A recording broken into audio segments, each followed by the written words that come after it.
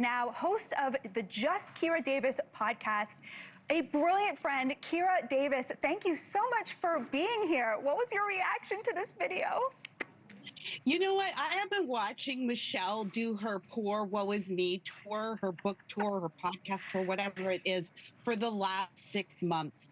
And I got to tell you, as a Black woman, as a Black mother, I can't think of anybody more disappointing to and for the Black community. This is the first Black First Lady of the United States. That position comes with a social cachet and an influence that most leaders in this world could only dream of. The Obamas could be doing anything right now.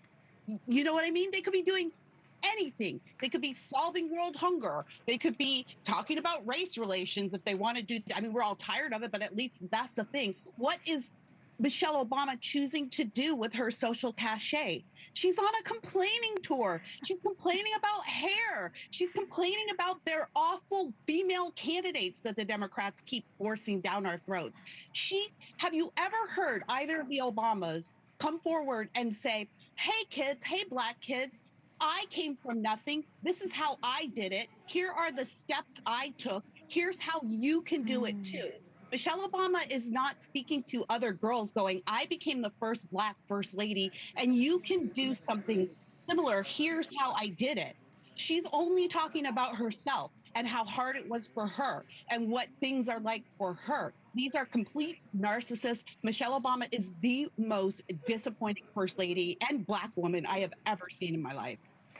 It's so true. I remember when I first started listening to her podcast, she and her brother grew up pretty poor, you know, like on the lower end of working class. Their parents worked really hard, but they had nothing. Both of them have achieved a lot in their lives. And yet they sit there on the podcast and talk about how racist and sexist the country is. And I remember the first time I heard it, I thought, I want the podcast with their parents. How did their parents create such successful children who came from so little? It was like the wrong Obamas were making the podcast.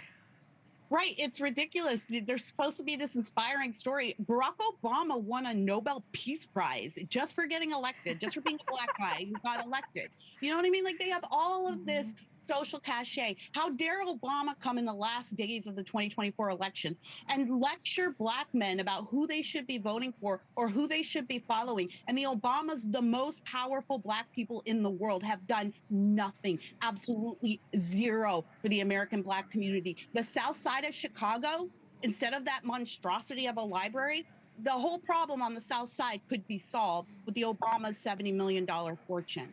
They don't care. These people are complete narcissists, and they had the veil of diplomacy when they were in power, when they were in office, and we were still under that spell of diplomacy. But all that's been burned away, and we get to see who they really are. And you know what? They're just a couple of disappointing narcissists. Thank you for watching. Subscribe below and download our NewsNation app right now on your phone, and you will get fact-based, unbiased news for all Americans.